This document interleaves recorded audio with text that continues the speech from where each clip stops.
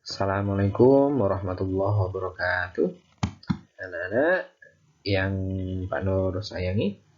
Nah, pada pagi hari ini kita akan belajar tentang muatan IPA.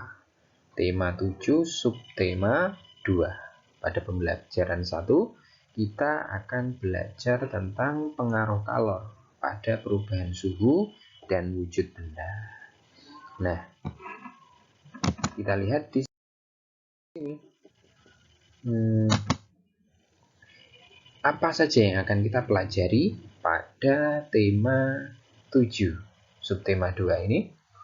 Nah, ada beberapa poin yang akan kita pelajari. Yang pertama antara lain pengertian kalor dan sumber kalor.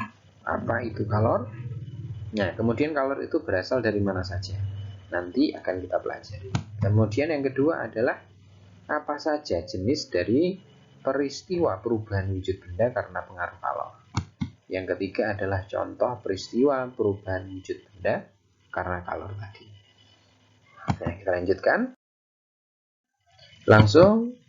Nah, tahukah kalian apa itu kalor? Ada yang tahu apa kalor?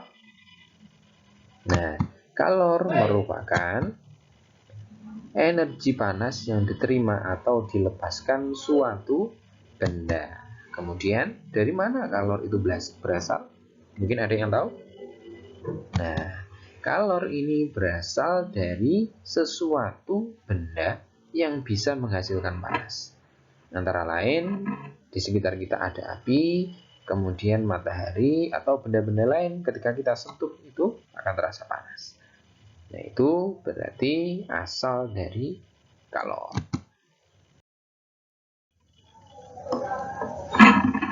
Oke, dari yang kalian ketahui, perubahan wujud apa saja yang dipengaruhi oleh kalor? Nah, kita lanjut. Di sini kita akan mempelajari beberapa jenis peristiwa perubahan wujud benda karena kalor. Nah, peristiwa ini ada 6 macam. Yang pertama adalah peristiwa mencair. Yang kedua adalah peristiwa menguap.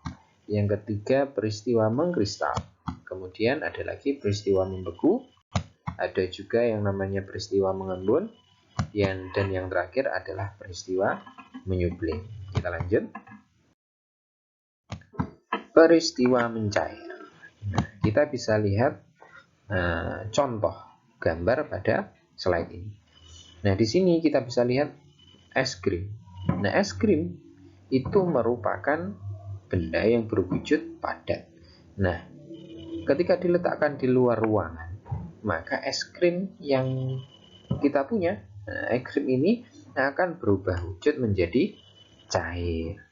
Nah, dari gambar ini kita bisa menyimpulkan bahwa mencair merupakan peristiwa perubahan wujud dari padat menjadi cair. Nah, dalam peristiwa ini zat memerlukan energi panas. Kemudian contohnya adalah ketika kita mempunyai es krim, kemudian kita bawa keluar ruangan, maka es krim itu lama-kelamaan akan mencair. Nah, mencairnya es krim ini membutuhkan panas atau membutuhkan energi panas yang bisa kita sebut dengan kalor. Peristiwa kedua adalah peristiwa menguap. Mungkin dari kalian ada yang tahu apa itu peristiwa menguap? Nah, kita lihat pada gambar ini.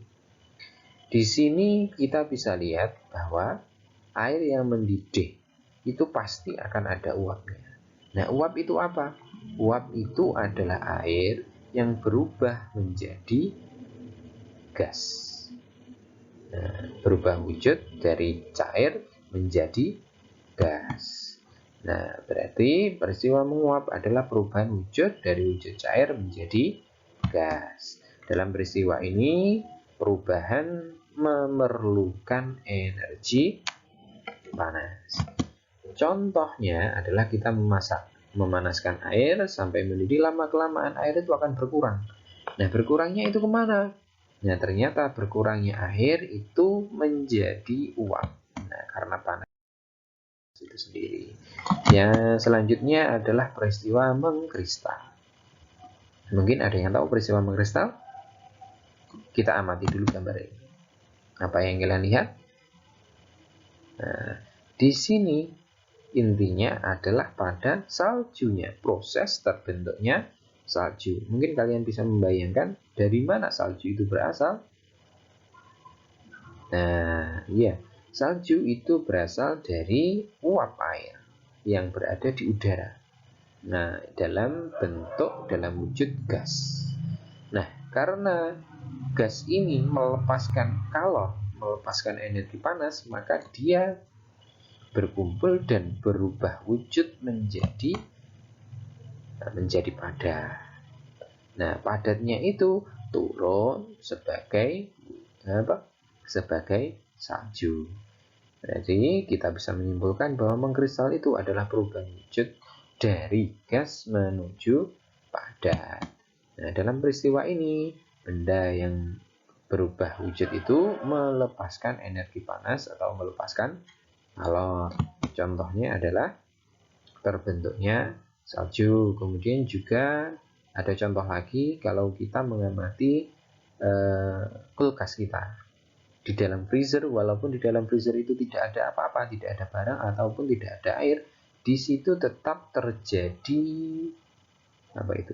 bunga es. Nah, dari mana bunga es itu? Ya sama seperti salju tadi. Bunga es itu berasal dari udara dalam bentuk gas, kemudian karena melepaskan energi panasnya, maka dia berubah bentuk menjadi padat dan terjadilah bunga es. Peristiwa selanjutnya adalah peristiwa membeku. Apa itu membeku?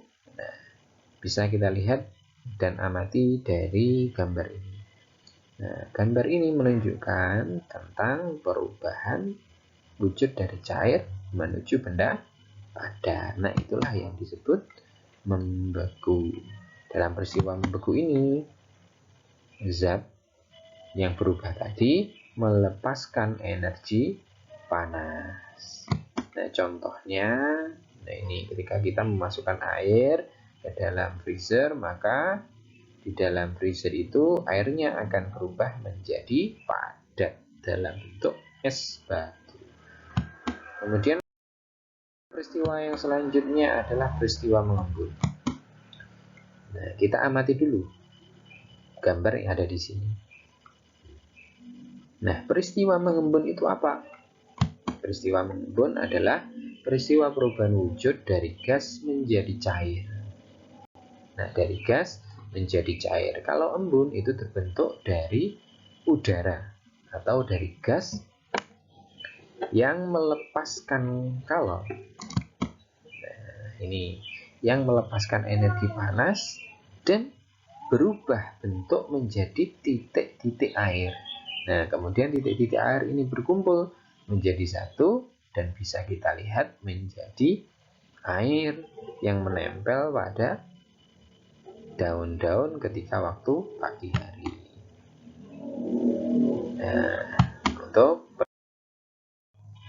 Nah, kemudian adalah peristiwa menyublim.